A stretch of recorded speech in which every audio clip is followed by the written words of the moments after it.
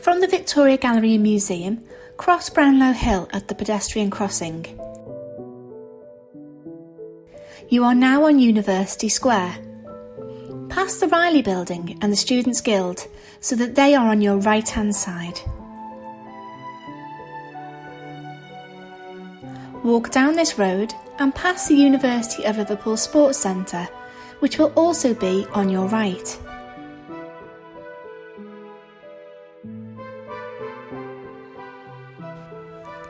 Go over the pedestrian crossing and onto Abercrombie Square.